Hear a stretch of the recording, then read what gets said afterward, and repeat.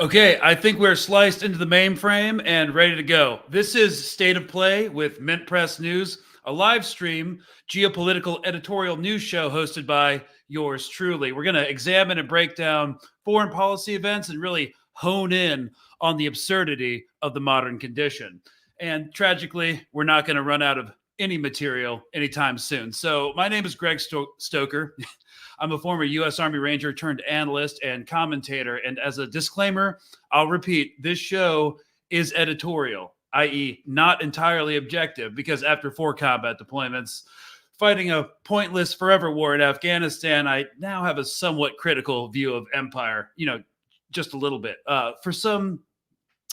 Because, some of the same movers and shakers and politicians and special interests who determined U.S. foreign policy during the unfortunately dubbed global war on terror are now the same players that are shaping foreign policy now. So before we get into the various facets of this impending Israel-Hezbollah conflagration that could very well plunge the entire region into a wider war, we have to, as this is episode 1, knock out some quick administrative announcements. Yay. Okay, so first, Mint Press is an independent newsroom and doesn't have any corporate sponsors. Mint Press has been banned from PayPal. Fundraisers have been taken down by GoFundMe and demonetized on YouTube. If you'd like to support this brand of independent journalism, consider dropping your Economist subscription and slanging $5 a month this way on Patreon. It does go a long way to support independent watchdog journalism. So if not, I get it. We are, after all, getting nickeled and dimed to death in contemporary society. We're just glad you're here. But something to think about in the future. The second, State of Play, that's the name of the show, and we'll get into why it's called that later if we have time. We'll be airing Mondays and Fridays at 7 p.m. Eastern Standard Time. Apologies to those not on the American continent, but if you're a night owl, it won't be a problem. And if you're not, you can always watch the replays later. So we chose Mondays and Fridays because we've noticed a trend. All the controversial foreign policy decisions and atrocities have been happening over the weekend. So Monday will be more of a weekend roll-up episode with analysis, and on Fridays, we will endeavor to be more predictive of whatever madness will transpire over the weekend.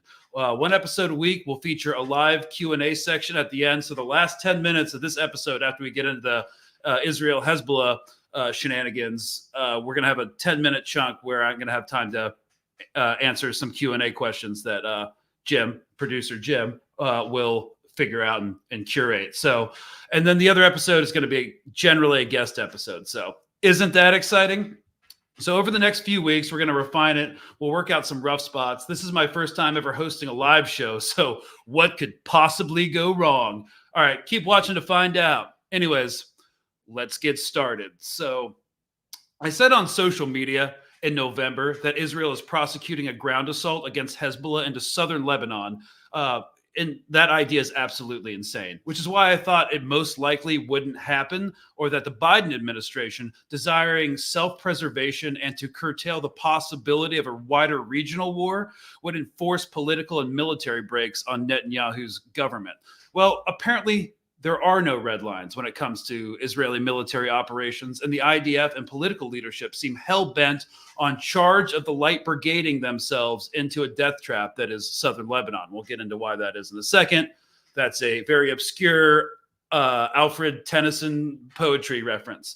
So Hezbollah has stated that they will keep firing rockets and applying military pressure in northern Israel until a ceasefire is called in Gaza. And Netanyahu has stated that he would only accept a partial ceasefire deal that would not end the war, but would transition to a new phase of low-intensity fighting in Gaza, which would, in theory, allow a shift in focus to a northern campaign. This is, therefore, an intractable situation. Israel, and I'm speaking now of it as a governmental entity, feels compelled to restore its deterrence capacity. Again, we'll get into that, which was destroyed on October 7th. I mean, they can't defeat Hamas, and they can't let Hezbollah get away with hitting military sites with impunity, so they feel compelled to attack, even if it will be disastrous. So there is something incredibly resigned and fatalistic about the decision to greenlight this offensive, but they can't really back down now.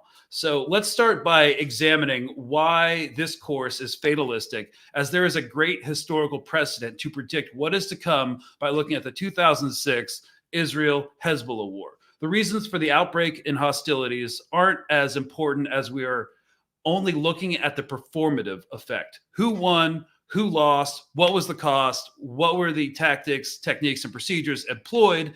And we'll begin by watching some clips from a 9-year-old I-24 news documentary. I-24 is an Israeli outlet. And then juxtapose some of its conclusions with a white paper by a U.S. Army War College on the 2006 war. So that's going to take about 5 minutes or so, and then we get to compare and contrast and then make predictions. Isn't this fun? All right, so this is from a documentary from 9 years ago about the Israel-Hezbollah war. And I'm going to make commentary and pause it throughout because there's a lot that needs correcting in here. Here we go. Of Beirut. The world supported the war. Israel had enormous legitimacy from the world to attack Lebanon, to attack Hezbollah, for two reasons. A, it was obvious that Israel suffered from years because of Hezbollah's attacking, and enough was enough. The world gave Israel a chance to fight Hezbollah. So what he's talking about is generally what people consider to be Israel's window of legitimacy. Every time they start a campaign, there's this political terminology that's used. It's called the window of legitimacy. If you look at, actually, I brought up The Economist.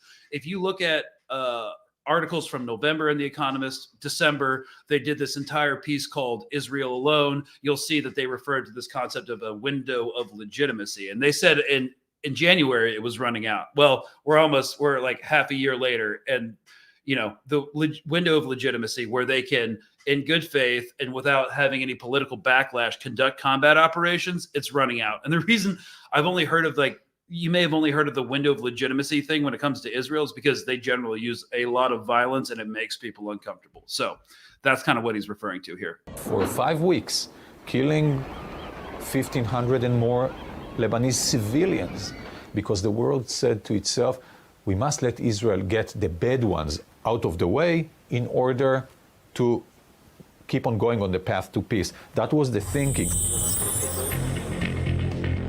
In response, Hezbollah increases the range of its Katyusha rockets at targets it has never attacked before, such as Haifa, Tiberias, Afula, and Hadera. Some 1 million Israelis are within missile range.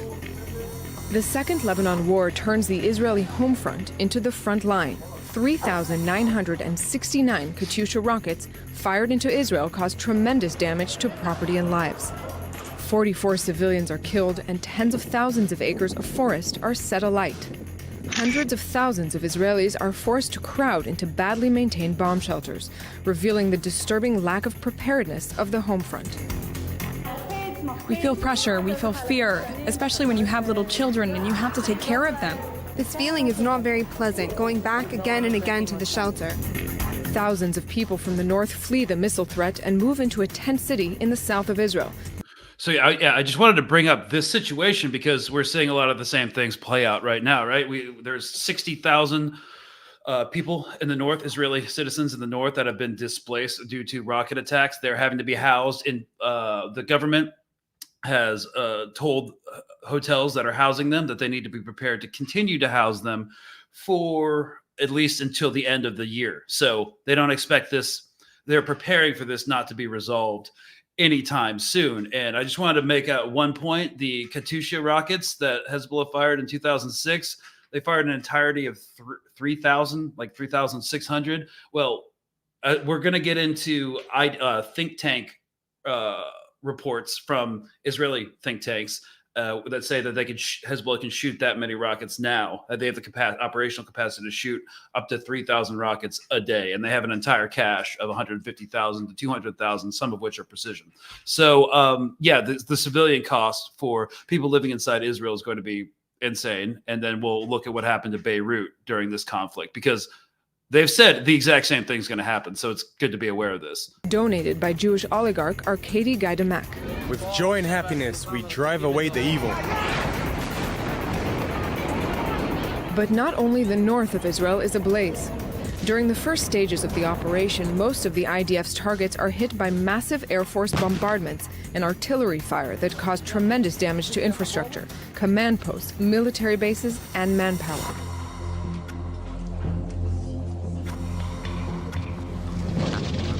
On July 13th, the IDF places a complete sea and air embargo on Lebanon, and IAF fighter planes attack Beirut's international airport, forcing it to close. Some 300 Lebanese and 600 Hezbollah fighters are killed. We don't trust IDF numbers, but just keep the airport thing in mind. You may have read the news that, well, the airport's definitely getting hit again. In Beirut, the Dakhia neighborhood, a Hezbollah stronghold, is transformed into a sea of ruins and becomes, in the eyes of the Lebanese people, a symbol of Israeli aggression. On July 14th, just 2 days after the start of the war, Hezbollah fires an Iraqi-made rocket on an Israeli ship. Okay, yeah, I think most people have heard about the Israeli ship, but I wanted to bring up and play that clip because for those just coming into this and coming into the history, Dakhia was a neighborhood in Beirut that housed a lot of apparently the Hezbollah command and control structures, and they just bombed it indiscriminately. And so it became part of Israeli military tradition and doctrine. Doctrine is like, you know what? I know all the fancy words, but I don't know definitions. So 1 second. Okay, doctrine. A belief or set of beliefs held and taught by a group, a standard principle of policy, mainly foreign or military affairs. So basically all of their operational planning is rooted in a certain set of doctrines they have, like the Hannibal Directive, the Dakhia Doctrine. So the Dakhia Doctrine basically states that when fighting a conflict, one of their main go-to strategies is to collectively put pressure on the civilian population by targeting infrastructure in order to pressure the associated militant group into surrender or capitulation or diplomatic concessions. So the entire Dakhia Doctrine, which we're seeing played out in Gaza, not just through a sustained bombing campaign of civilian infrastructure, but also through weaponized starvation and, controlled hunger and stuff like that. It's all meant to collectively punish civilians, to pressure them, and by extension, the militants associated with them. But it didn't work in 2006. It didn't work in 2014 during Operation Protective Edge. It didn't work now. It hasn't worked. It hasn't pressured Hamas at all. So that's just something that we can expect. We do expect if this front opens up for Israel to intentionally target civilian infrastructure, because they've said it. Benjamin Netanyahu said in January, if Hezbollah opens up a second front, a full-scale shooting war, they will, quote, turn Beirut into Gaza. So just setting the stage for that, just for the baseline for the rest of this conversation. Remember, the Dakhia Doctrine is going to be front and center of how they plan their operations. So I'm going to take one more 2-minute clip from that same documentary where they say like the Israeli soldiers comported themselves brilliantly, and then we're going to contrast it with some official U.S. Army literature about the 2006 war. It's different. Sources, both technological and human sources, when the same soldiers who, after 6 years, and commanders were used to get such an advanced intelligence upon going to each house, preventing many lives and having luxury intelligence, when they went into Lebanon, knowing nothing, it held them back. Okay, so this is an interesting point because Palestine, like territories like the West Bank and Gaza, are some of the most surveilled. They're the most surveilled places on earth because Israel's a leading purveyor of spyware and tester of spyware and espionage technology. That they had a completely different intelligence architecture and capabilities than they have over their own oppressed population than they have over targets in Hezbollah. So in southern Lebanon, because they're outside of their sphere of occupation and control. And so they weren't used to fighting with such sparse intelligence on like where the enemy was, what their capabilities were, who the leadership was, and it was a big mess. So that's something they will have to figure out how to deal with. They won't figure it out, but they'll have to try. Despite the criticism leveled against senior officers, during the ground offensive, the fighting ability of the troops stands out, and especially that of IDF officers and soldiers who found themselves in fierce battles, evacuating wounded while under fire and in enemy territory. Just remember that statement. We're going to get to it in a second. And this is the picture that symbolizes, perhaps more than any other, the determination of the IDF soldiers. Tomer Boadana, a paratroop officer who was severely wounded in the fighting, shows the world his feelings, even as he's being evacuated from the field. But the international support given to Israel at the start of the operation begins to fall apart. The day after the start of the ground offensive, the UN Security Council approves Resolution 1701, calling for an end to the fighting. But despite this, the IDF continues to fight, deepening its hold on southern Lebanon, in an operation that remains controversial until today. It was necessary for us to go there. I know there's a lot of criticism regarding that. It wasn't a spin, as someone said. It was a tool that the Prime Minister had to take. The entire government supported it. The army recommended it. And that was the right thing to do. The ground offensive came to a halt 48 hours later, but cost the lives of 33 IDF soldiers and 60 wounded. I miss you. The ceasefire is coming into force. Stop shooting. We hope that the ceasefire will hold. We remind you we are still on alert. Okay, well, we can skip the rest of that. We all know that the ceasefire eventually went into effect, obviously. So what happened in the aftermath is generally considered that the IDF incursion into southern Lebanon was a strategic defeat. A lot of literature was written on it, especially by the United States military. Anytime the U.S. military fails in an operation, or one of the allies fails or does something that, think you can learn about, there's something called a white paper. And then based off that, there's a lot of other ancillary literature talking about it, a lot of operational autopsies and stuff. So we're going to pull up one of those, because the same issues that existed for the IDF exist now. By comparing what happened and how their military and what mistakes that were made in 2006 with the same weaknesses that exist now, looking at Gaza, they literally haven't changed. So what happened in the aftermath was a lot of retroactive propaganda went into creating an image of defeat for Hezbollah and an image of victory for the Israeli military. And actually, when I was in the army, this is the first time I kind of came into contact with any literature that was like, yeah, the Israeli military, kind of a conscript army. They weren't prepared to fight a real war. And that's kind of, for me, when a lot of the propaganda that I grew up with as a white dude in Texas, around like evangelicals, I was never that, but, started to become deconstructed. So we're going to pull up that real quick. So if you kind of want to reference this and look at it sometime later, this is a paper. It's one of the ancillary offshoot pieces of literature that was written about the 2006 Lebanon War. So it's written by the U.S. Army Combined Arms Center of Combat Studies. It's out of Fort Leavenworth, Kansas, and it's a war college. So it's where they, play war games, figure out what's going to work best, and try to prepare for operations and a whole mess of stuff. But anyways, I just wanted to highlight just a couple of assertions that is the official position of the United States military. And I wanted to have literature to back it up. So we're going to go to the beginning of this. Despite Israel assuring the United States of a quick and decisive resolution to the conflict, Hezbollah's short-range Katyusha rockets continue to rain down on the Israeli population.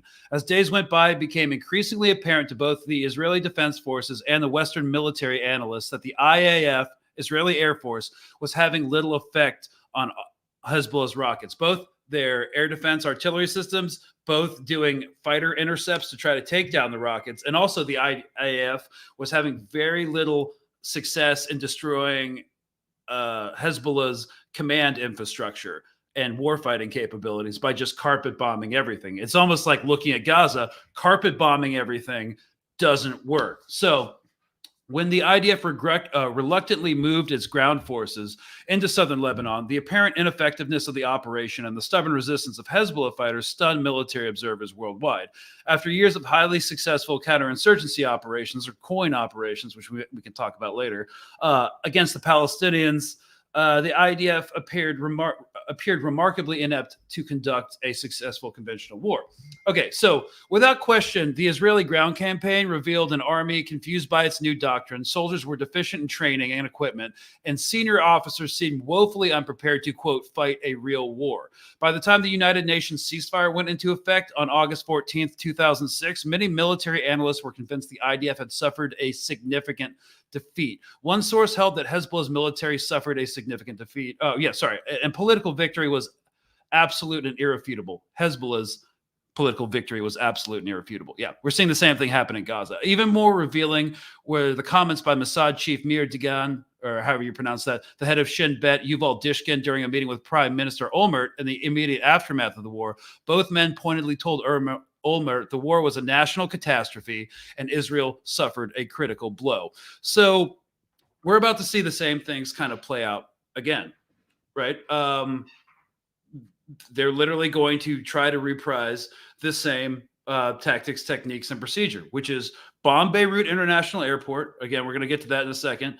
Bomb civilian infrastructure, quote, turn Beirut into Gaza. And we're going to look at an article later where one unnamed Israeli official has assured U.S. officials that they will, quote, fight a blitzkrieg.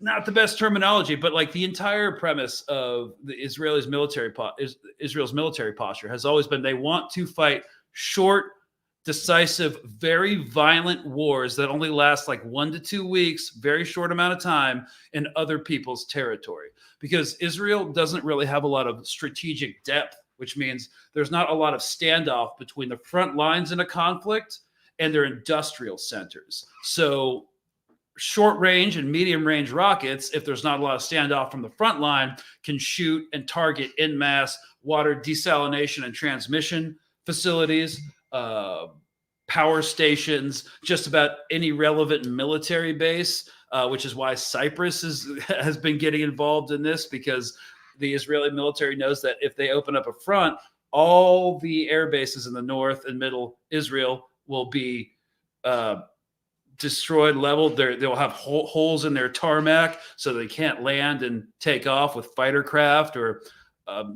like heavier bombers. So they're trying to reorient to Cyprus, which we'll get into again. And because they're all vulnerable, literally everywhere in Israel, except for like the deep south, the south near, the Red Sea is vulnerable. That's why Intel, put the kibosh on that $15 million Intel contract, Intel on their $15 billion, facility that they're going to build in Israel, because sites in Israel are no longer secure. So you may be asking yourselves, why would the IDF and the military command echelon think this is a good idea? Don't they know what will happen? Yes, they know what will happen. And we're going to demonstrate that again. So again, I like referencing stuff. So this is a particularly good article. It's Fire and Blood.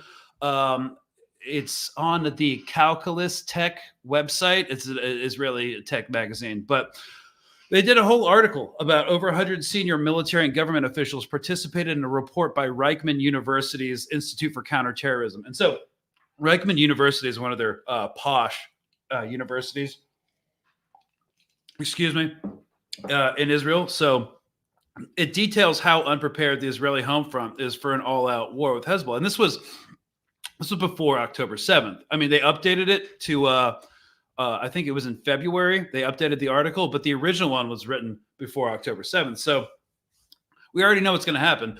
Israel's war from the north, and I'm just quoting this for the next 30 seconds or so, will begin with a massive destructive barrage. The rocket fire will be intense, ranging from 25 to 3,000 launches a day.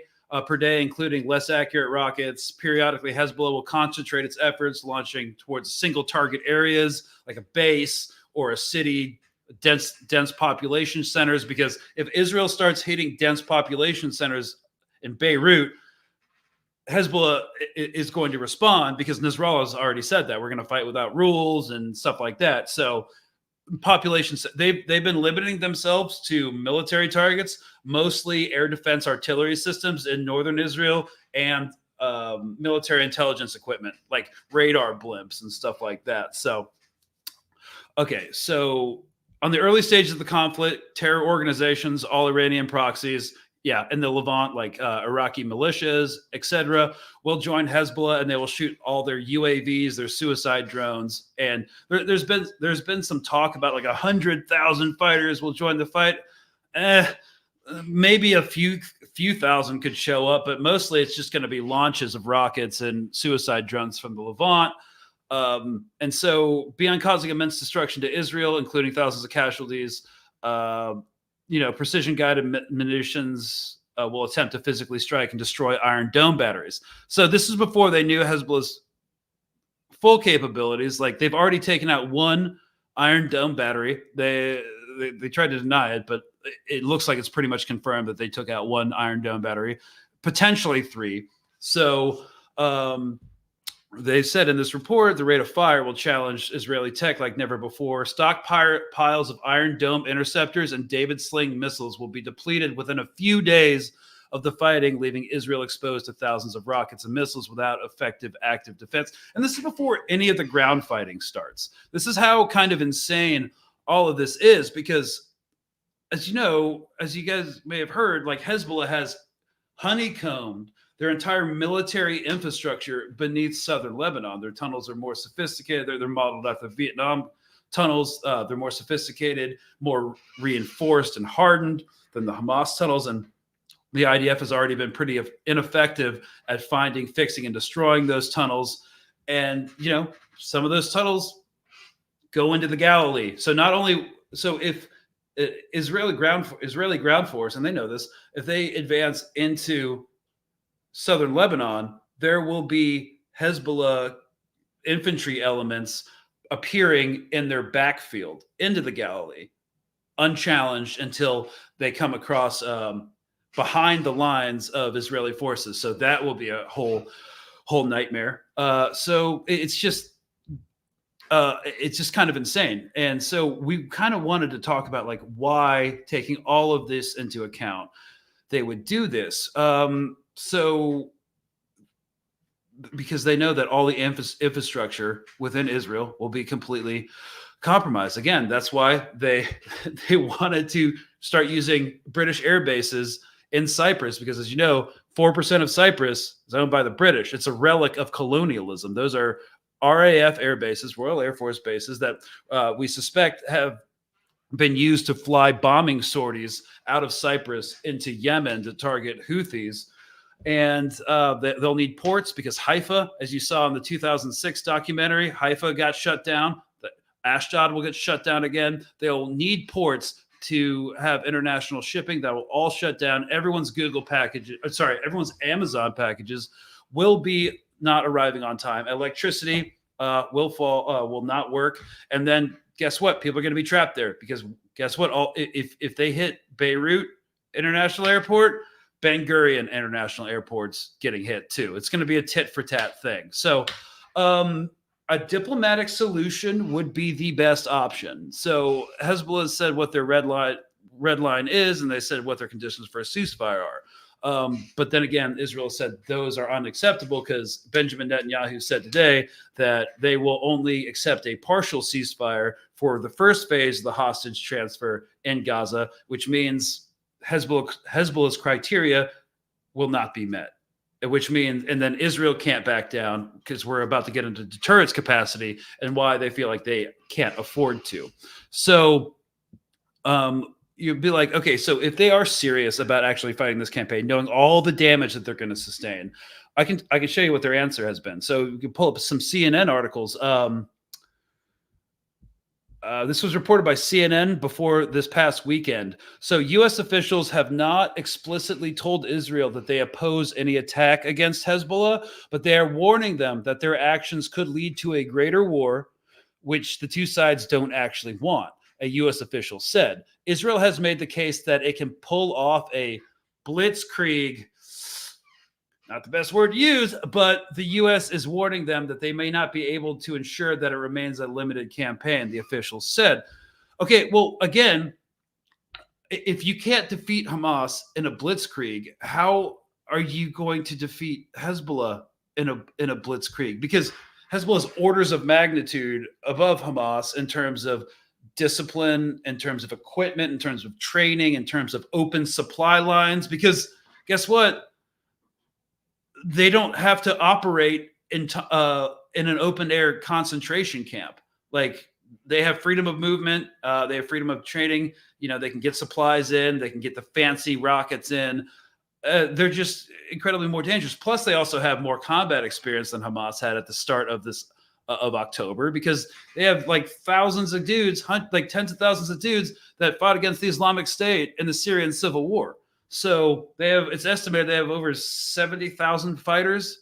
That's a ton. And again, more sophisticated tunnel systems. So the fact that Israel thinks they can defeat them, and I don't think they expect to defeat them and dismantle Hezbollah, but I think they want to roll them up and force them north of the Litani River, because that was their objective during the 2006 Lebanon war. So I assume it's going to be their objective now. They're thinking that if they can push Hezbollah up to the Litani River, that they can no longer target their main industrial centers with their rockets. I mean, they can, but that still seems to be their objective. So it's not possible, especially in a blitzkrieg. What, you're going to defeat Hezbollah in like a couple weeks?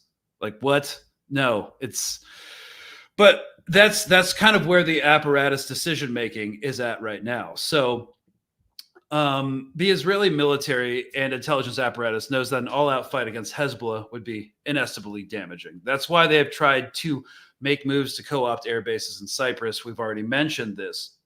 And as you may recall, that Hezbollah found out about this, and Nasrallah warned the Cypriot government that they will be targeted if they assist in offensive operations. So if Israel goes in full force, let's say hypothetically in July, like mid-July, which is when it might happen, then Hezbollah will go in full force, and there goes the neighborhood. The Axis will get involved, which will have Iran in the background, also Russia.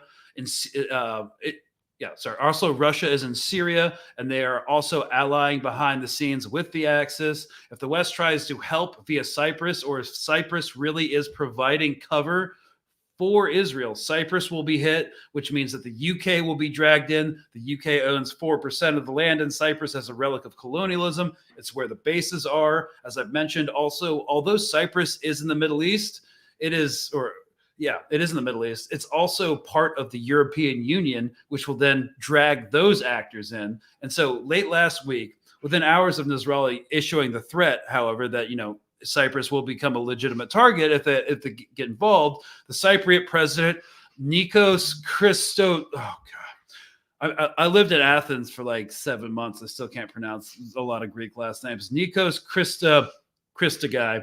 So sorry to all my Greek friends, sought to emphasize the island's policy of neutrality, underscoring the role it had played in establishing a sea corridor to transfer humanitarian aid to Gaza, which no longer exists. The aid ports shut down anyway. So if the Cypriot president, speaking on behalf of that government, is saying he's neutral, though, we can probably assume that the European Union has the same position as well. So everything still hangs in the balance, but it seems increasingly like the brakes are off. So once the Rafah operation is done, I see them actually attempting it with Hezbollah. So they're trying to draw it down to a lower operational intensity in Rafah and in Gaza to reorient and shift to the north, because their military is obviously stretched beyond its capacity. They can't fight a two-front war. Again, Israel likes to fight short wars in someone else's territory. First of all, their economy can't sustain a war of attrition, which we're seeing right now. They're only propped up by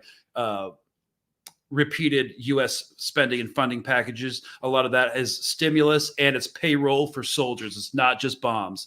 So that's another reason why they can't do that. They like short wars. So this is going to be a whole thing. They can't fight two fronts. So they have to shut down Rafah first and then go north. And what's going to happen is they're already priming the narrative. They're going to say that Hamas's capabilities have been degraded to such an extent that they can no longer do an October 7th again. Hamas will still exist. They won't have achieved any of their military objectives, which were to defeat Hamas, completely destroy them, and recover through military means all the hostages.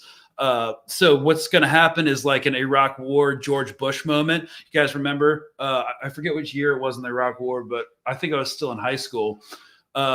He landed on the aircraft carrier and he got out of like the F-15 or whatever Top Gun crap that was, and there was this big mission accomplished banner across the command and control center of the above the flight deck. I don't know Navy terms, but it was a big mission accomplished banner above the aircraft carrier, and it's going to be the same kind of propaganda. It's like they didn't achieve anything. There's no exit strategy, but like they won, and then they're going to shift to the north because it's all about keeping their population in check and on board with what's going on. So, again, a lot of these actors, the United States included, doesn't want to get involved, but they're also not doing anything to stop it. So everything still hangs in the balance, but it seems, I think I already repeated the show notes. Still gotta learn how to play with this live ammunition. So I see them actually attempting it with Hezbollah. So in the next few weeks, common sense dictates that they shouldn't attack. And we can only hope that Israel will understand that. However, the evidence points that they will attempt it. Netanyahu has said that Rafah operations are winding down for a shift north. Yes, we got that. So there will be no permanent ceasefire. And again, to reiterate, Hezbollah won't stop targeting Israeli sites until there is a ceasefire in Gaza, and Hezbollah attacks and information operations are becoming increasingly damaging, especially after Hezbollah drone footage mapped out an entire target set above Haifa a few days ago. So they let a drone get past their air defense systems and map out an entire target set about like their most important port. It was incredibly embarrassing, and it was not a good PR moment. So the pressure is building. The Biden administration has greenlit an action simply by expressing its support, and we know red lines for the Biden administration don't exist. So because we saw what happened in 2006. They haven't updated any of their tactics. We already know what the opening moves of an Israeli offensive will be. They'll start by bombing Beirut airport. That'll be a big symbolic thing.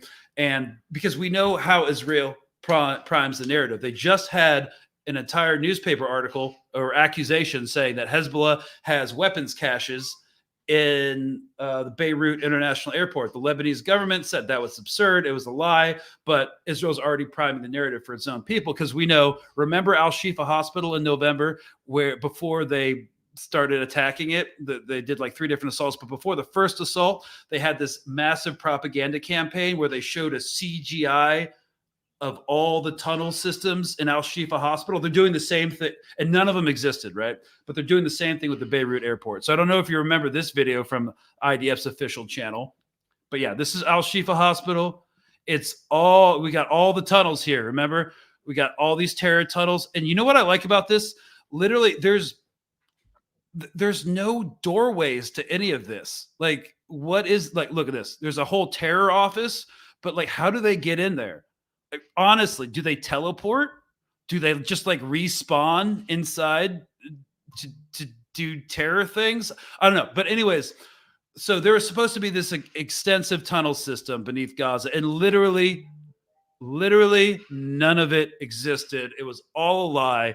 And they're priming the narrative to do the same thing with Beirut International Airport. So, yeah, it's all like, we know their tactics. They're not very sophisticated. The apparatus that supports them of Hezbollah is sophisticated, but the messaging itself is not. So my analysis is that the situation is that Israel wants to inflict so much brutality on the Lebanese civilian population so as to turn it against Hezbollah. That's the baseline of the Da'iya doctrine: pressure civilians so that they pressure the militants. so as to turn it against Hezbollah while relying on the Western-backed LAF, so Lebanese Armed Forces, to go to war with Hezbollah and reclaim the South. But of course, that's never going to happen. Therefore, they're using the Da'iya doctrine to ignite another Lebanese civil war that will destroy Lebanon and eliminate Hezbollah. And this is some 1970s nonsense that will not work. But this is the deterrence policy that they are banking on. They're also banking on another deterrence policy, one that shall not be named. I keep getting asked about the Samson option, but I thought I'd touch on it, not because I think it's ever going to happen, but I'm going to play this from a regional news station. So if you're just listening, it's in Arabic. I'm not going to. Well, I'll talk about it later. حسمها سريعا، ولم تحدد القناة الجهات الإسرائيلية التي أرسلت الرسالة أو توقيت إرسالها ولا طبيعة الرد الأمريكي عليها. According to the channel, the explicit Israeli threat to take military action in Lebanon in case Hezbollah doesn't retreat soon, according to the Israeli channel, Channel 12, is to use unprecedented weapons. And so since Israel has used literally everything, including white phosphorus, Willie P on civilians, people are like, oh my God, is it the Samson option? I don't know. They'd be insane to try it, but they are getting increasingly desperate. I think it's just too insane to contemplate. But again, they have to do something because they feel compelled to fight Hezbollah and defeat them quickly because, again, they can't sustain wars of attrition. So using big, scary weapons is pretty much all they got, right? So that's just one question I got asked. I don't think it's actually like a possibility, but Israeli likes to fight, these short wars in other countries. So, I think I'm just going to wrap up here and we're going to get to the Q&A. But one last section I wanted to touch on is, sorry, this hair right here is really pissing me off. Okay. Is that the U.S. Okay, this is from the U.S. Department of Defense. The Mediterranean Sea. Components of the Dwight D. Eisenhower Carrier Strike Group, Nimitz-class aircraft carrier USS Dwight D. Eisenhower, arrived in the Eastern Mediterranean after an 8-month deployment in the U.S. Fifth Fleet Area of Operations on June 22nd, 2 days ago. So there's now a carrier or elements of a carrier strike group in the Eastern Mediterranean. People are like, are they going to be used to bomb Lebanese targets in the event of the outbreak of hostilities? And I don't think that's going to happen. First of all, what happened when Iran attacked or responded rather to the Israeli bombing of their consulate in Damascus, which was a direct attack on sovereignty? What did the United States, Britain, and France do? They had fighter craft run intercepts. So defensive intercepts. So the fighter craft flew out, shot down a missile, then shot down another missile. And so those, because in order to supplement the Iron Dome battery. So that's probably what it's going to start out as if this thing escalates. So they will run defensive intercepts, 100%. So I think that's one of the main reasons there. Now, will there be U.S. boots on the ground? Well, there wasn't in Yemen. And if you recall what happened during the whole drama in April with the Iranian reprisals and reestablishing deterrence after the Israeli attack, the U.S. said explicitly, we are not getting involved in a fight with Iran. So we're taking a back seat. We're going to run defensive intercepts, but that's it. I think the U.S. has demonstrated, despite my disgust with the Biden administration and their policy, the U.S. has shown that it wants this de-escalated. Iran wants this de-escalated. If you recall, even before April, I think it was in February, 3 U.S. service members were killed in an air base in Jordan when a suicide drone from a militia group in Iraq fired into the base. There was a whole drama where the U.S. and allies were saying, like, you can't attack a U.S. base and kill Americans and then, get away with it. You're going to be punished. And so they're like, hey, Iran, we're going to strike you. We're going to strike all the IRGC targets in the Levant. So you take that. And then they waited 5 days after publicly telegraphing everything. And they're like, okay, we're going to strike you. Oh, wait, we have to hold for weather because our missiles and our really fancy Lockheed Martin stuff is more effective when there's not clouds, which is, they still could have done it. So they waited another 2 days, and then they struck 85 targets. It was mostly empty warehouses because the Iranians had all this time to pull out all their proxies and all their IRGC elements out, so they didn't get hit and they didn't cause an escalation. So there is a precedent over the past 8 months for not wanting to escalate with Iran, despite what neocons like Lindsey Graham and Nikki Haley, Namaste Namrata, are saying. So, that's kind of where it stands right now. The U.S. is definitely concerned about a wider regional war. The U.S. staying power is being challenged immensely by the flagging proxy war in Ukraine, and the entire United States political apparatus wants to do a complete strategic shift to East Asia in order to isolate China, and everyone's paying attention to a potential flashpoint in Taiwan. Nobody wants to get dragged into another forever war in the Middle East. So the entire apparatus is positioned to, again, shift to East Asia. So, but then again, like, the Biden administration has no red lines. They're not doing anything to stop any of this. So who knows, really? Now, I was gonna ask. The last thing I do want to talk about is, when could this happen? People are like, it could happen any day. Well, it takes a long time to plan these things, and of course, the operational planning got greenlit, but a massive offensive that's going to be really dangerous does take time. And so 50,000 reservists got activated. They have to be, some of them are going to have to be retrained. They're going to have to be outfitted. They're going to have to be assigned. They're going to have to do drills before whatever happens, depending on what their job is. And that takes time. So word on the street, word on the street over in Lebanon, mid-July. So that's kind of where things stand right now. And it's all insane. And again, just like what's happening in Ukraine, there is a diplomatic solution to literally all of this. But certain actors don't want that. Netanyahu, again, wants to keep this war going for his own political reasons. Everybody knows that. Far-right ministers whom he's beholden to, like Smotrich, Ben-Gvir, for his power base, have a messianic vision of a greater Israel, and they need Hamas to be destroyed. So they're going to keep pushing for war. And they've said explicitly they will blow up his government if he accepts a ceasefire. So he's kind of stringing them along. And this isn't going to end anytime soon. He said yesterday that he will only accept a partial ceasefire, which is basically, because of how delicate the negotiations are, by saying that he won't entertain anything is a direct sabotage of a ceasefire agreement in the world of diplomacy. So that's kind of stillborn at the moment, and this isn't going to change anytime soon. Israel has to, and here's where we talk about the deterrence capacity. Israel needs to restore its deterrence capacity. A fundamental part of its defense apparatus has always been the mystique of the IDF, it being inconquerable, omnipotent, the Mossad being omniscient, it sees everything. But the problem is, October 7th destroyed all that. It destroyed the myth. It was one of the greatest intelligence failures and military failures in recent history.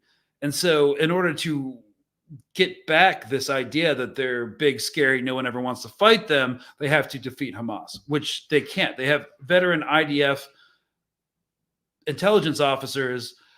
The ex-deputy director of the Mossad included saying the war in Gaza is aimless, it can't defeat Hamas. And then they now have to defeat Hezbollah, which they can't. There's no way they can get their deterrence capacity back. But without that, they don't feel safe. So there's this fatalism going on where they're just kind of like, oh, well, we have to do it. We have to do it, even though it will be devastating. We'll have to do it. And the U.S. is not making that impossible. They're not saying, okay, well, you could do it, but you're not getting any more bombs to do it. So you better find a diplomatic solution. That's not going to happen. It's not going to come from the Biden administration. It is worth noting before we go into the Q&A in like a minute, Israel has a munitions shortage. There is a global supply chain shortage, in RDX and HMX, which are explosive compounds that go into like artillery shells, tank shells, all the bombs. So U.S. is short on bombs too. So and it's going to take time for them to get more bombs. That's why they're needing to push this operation to the right in terms of the timeline, because they need more munitions because they're out of it. That's why Netanyahu is being such a little B word about like not getting his weapons on time, because there's actually a legitimate shortage as well. It's not just a way of snubbing Biden and getting him not reelected. There's actually something behind it. So I think we're going to go into the comments and let me see if I can see comments. Okay. All right. Let's see what we got. Okay. What's your opinion on de-dollarization? Oh boy. Okay. Let's do a whole episode on BRICS and the Chinese Belt and Road and stuff. I think this is a little beyond the scope of this conversation. I live in Beirut. How worried should I be? Okay, so you know what the water cooler talk is better than I am. I'm talking to people in southern Lebanon as well, and what they're hearing is mid-July something could happen. It's going to start with a bombing campaign. It's probably not going to start with a ground invasion. So. Here's a good one. Why do IDF soldiers have military rankings, i.e. sergeant, at a young age? Hey, young man, woman, you're a sergeant. Okay, yeah. I've seen guys who are sergeants at 19. I was a private at 19. I wasn't a sergeant until I was like I don't think I was a sergeant until I was 22. One of my best friends, Travis, he's on my podcast, Colonial Outcasts, a lot. He was a field grade West Point artillery officer. He didn't make major until he was like mid-30s, I think. And they have like freaking 25-year-old majors. It's insane. They're just like too young for their like rank. I mean, they're too young for the job they're doing. They're too like immature. They don't have enough experience. And it's insane how young everybody is. Yeah, I've noticed that too. I don't know why they do it. It just seems like conscript army BS. So yeah. What do you think Trump's policy will be? Will he support an all-out war? Okay, S is asking this on Twitter. War directly with American soldiers.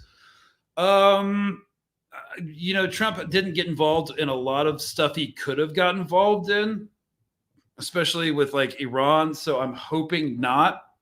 But I do think it's safe to say that he will support Israel as much as Biden does, but even more so.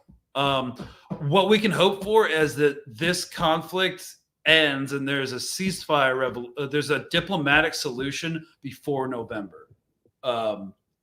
So that's the best we can hope for. I don't think Trump's going to be any better. I don't see why. So, yeah, the collective West. So Ari on YouTube says the collective West and its arrogance and false power is losing it in more ways than one. Yeah. So the bombing the Houthis hasn't worked. The only way to do that, to kind of degrade their military capabilities, is to put boots on the ground. Nobody wants to get involved in mountain warfare and, in those mountains in Yemen, and nobody wants another forever war in the Gulf or the Middle East. So, yeah, and the United States Navy hasn't been able, with its Aegis systems and its air defense artillery systems, which are more advanced than the Iron Dome, hasn't been able to shoot down all the drones and stuff from the Houthis. So, yeah, it's not all it's cracked up to be. I think that's been proven. The staying power of the United States has been tested. But one of the ways we've lost in more ways than one is in soft power. The idea to inspire, to have people share our values, and thereby wanting to work with us diplomatically, economically, politically. Soft power has completely gone out the window because of all these, all the hypocrisy about the rule of law, democracy, human rights. It's all crap. I mean, a lot of people in the global South already knew it, but like people in America are starting to, and Europe are starting to wake up to that too. So, what else we got? Is there going to be a naval convoy of humanitarian aid to Gaza?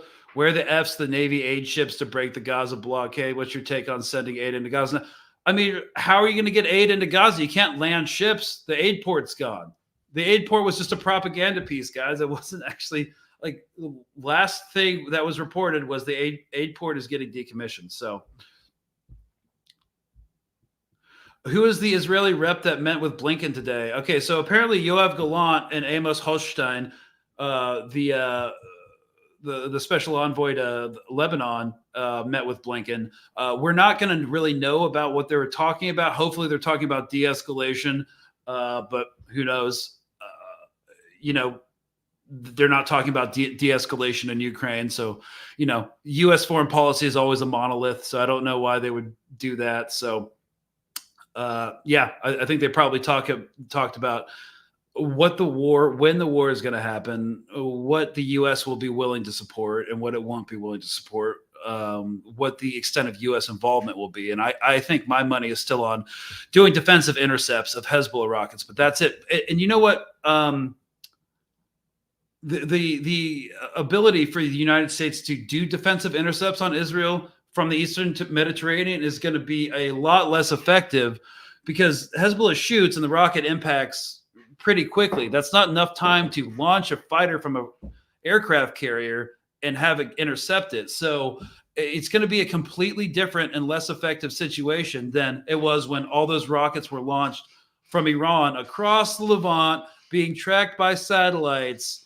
So the capabilities of the United States and the Eisenhower, the Ike carrier strike group to intercept these rockets is going to be a lot less effective again than it was when the Iran shot into Israel. So, Lobster Man on YouTube, how did Israeli intel miss October 7th? Where do you think they dropped the ball? I mean, I'm not a conspiracy theory guy, personally, but I appreciate that some of y'all are. I think the October 7th stuff was just a combination of incompetence, arrogance, and thinking that they were human animals that could never break through the apartheid wall. So maybe there was like some like cigarette cancer man from the X-Files who knew about it, who just like didn't alert anybody. But no, I just think it was incompetence, hubris, arrogance. Yeah. Okay. Let me scroll to the U.S. might. Yes, the U.S. might help the Z-Boys track Zionist launch sites. Yeah. Well, you do know that we're already giving them targeting data in Gaza. So obviously we're going to do the same thing in Lebanon. Yeah, we're going to give them intelligence support. Yep. There's been a global hawk on standby in a holding pattern above the Gaza Strip since this thing started. Like, we're flying drones from Agadez Air Force Base in Niger before it shuts down in September in order to run intelligence, reconnaissance, and surveillance operations over Gaza in conjunction with the Israeli military. So we know everything that's going on. Despite what Matt Miller and those spokespeople for the State Department say. Like, we don't need to wait on Israel to do investigations. We already know. So, why does Ansar Allah, if you're not tracking, that's the Houthis, send missiles to blockade the Med? Yemen announced the Med blockade, but ships are still coming into Haifa. Does Yemen have the hypersonic rockets to blockade it? Honestly, I'm not a munitions expert, and I haven't been paying attention a lot to the Houthis over the past week. So, I do know that they have those suicide amphibious drones that are being effective. So, I mean, they're still blocking shipping. It's still hard to ensure a ship going through the Gulf of Aden right now. So what will Iran do? I don't think Iran could get dragged further into the conflict, but they don't need to. They don't need to do anything. Hezbollah and all the other proxies in the region could overwhelm Israel's air defense systems. So I don't know what they would have to do.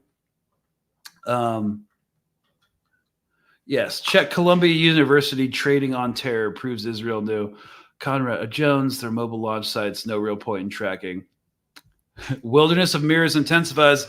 Yeah. All right. So, sorry guys, I think we're at the end of our time here. I thought the Q&A was fun. We'll do it more seamlessly and more refined next time. But I just want to thank you. I hope this live stream was interesting, helpful, informative.